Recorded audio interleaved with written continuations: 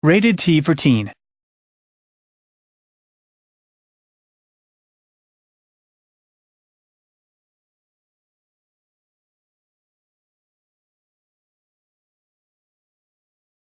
Teamwork is very important in Enslaved. What we didn't want to do is end up with a game that was an escort mission for the entirety of it.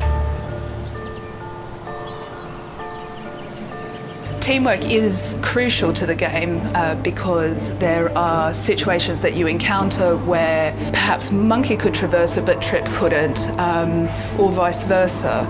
And so you need to work out how to get through the environment without killing Trip, because that'll kill you. So it's very important that the two characters work together to overcome the obstacles. And each of them brings a unique talent or ability to help solve the problems. Monkey is able to pick Trip up and literally throw her up to higher levels where she can then go and access the door or drop something down for Monkey to then climb up. Monkey is very much a fighter. He's more about just attacking and protecting Trip, which is his main mission. And Trip is there to be protected, but also she's got technical abilities that are way beyond Monkey. She can identify faults in some of the robots that Monkey encounters.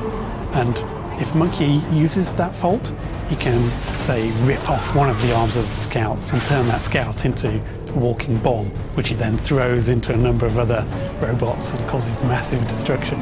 Monkey does the fighting, the clambering, the kind of violent action, and Trip does the reprogramming of technology, doing strategic reconnaissance, and basically together they work as a team. A lot of the puzzles are not completely obvious. They're kind of like buried within the apocalyptic environment, and through explorations they start to understand what strengths each character has in order to enable them to overcome the puzzles. It's a puzzle you can believe.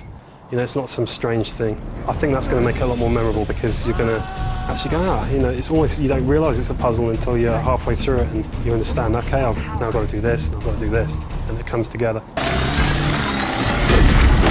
So in this world, the war ended about 50 or so years ago. There are mechs still around that will activate it if you trip them. These are mechs that have been left over from wars long ago, where they pretty much destroyed all of humanity. And this is analogous to landmines, like in places like Cambodia and so forth. So they're still killing thousands of people, even though the war was over decades ago. As soon as they detect any kind of human presence, they're going to reactivate and go through their old programming, which is literally to kill. There's a range of different enemies. I think probably my favourite enemy is the dog. And we say dog, it's not small, it's huge and very frightening, and it's a hunter-killer. The mechs will begin to learn if you start using the same attack patterns over and over. The mechs will adapt to that. They will start blocking more if you're attacking in a certain way. So you need to explore the different combos that Monkey has. We have to use the environment to maneuver yourself around. It's a tactical gameplay.